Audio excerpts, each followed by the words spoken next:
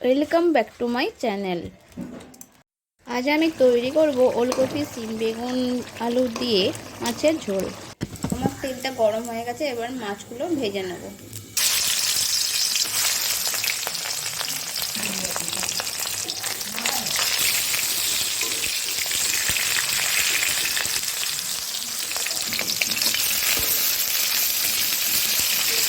আমার মাছগুলো ভাজা হয়ে গেছে, আমার তুলে নেব।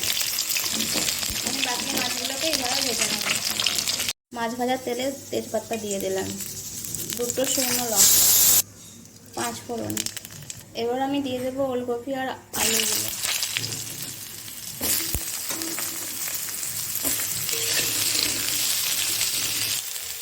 এবার আমি সিমগুলো দিয়ে দেবো, ভালো করে নাড়াচাড়া করে ভাজা ভাজা হয়ে গেলে বেগুন। এবার আমি পেঁয়াজগুলো দিয়ে দেবো, বেগুনগুলো দিয়ে দেবো।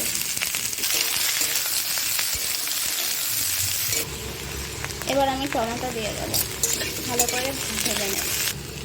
আমি কিছুটা তেল দিয়ে দিয়েছি, এর মধ্যে আদা রসুন দিয়ে দেবো, 1 চামচ আদা রসুনের পেস্ট।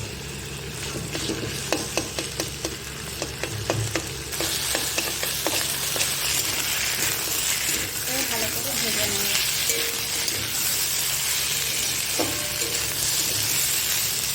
পরিমাণ মতো লবণ দিয়ে দেবো, হলুদ, লঙ্কার গুঁড়ো ভালো করে এবার নাড়াচাড়া করে নেব। 1/2 চামচ কাশ্মীরি লঙ্কা।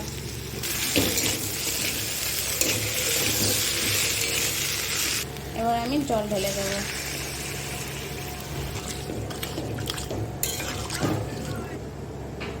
এবার আমি ঢাকা দিয়ে দেবো।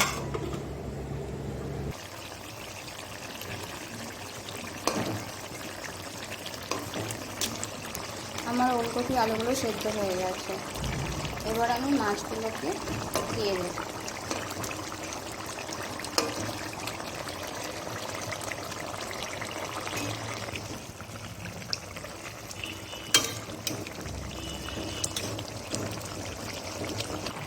এবার আমি সামান্য একটু গরম মশলা দিয়ে দেবো।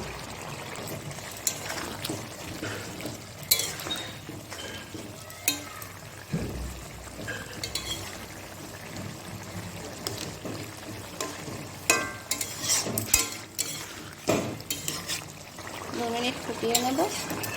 এবার আমি ধনেপাতা ছড়িয়ে একটু নাড়াচাড়া করে নামিয়ে নেব।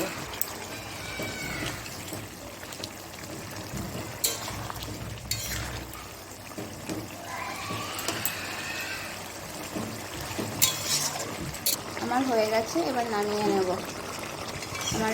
আমার এই রেসিপিটা যদি আপনাদের ভালো লেগে থাকে তাহলে একটা লাইক ও কমেন্ট করবেন, আর যারা নতুন বন্ধু তারা অবশ্যই একটা সাবস্ক্রাইব করে আমার পাশে থাকবেন।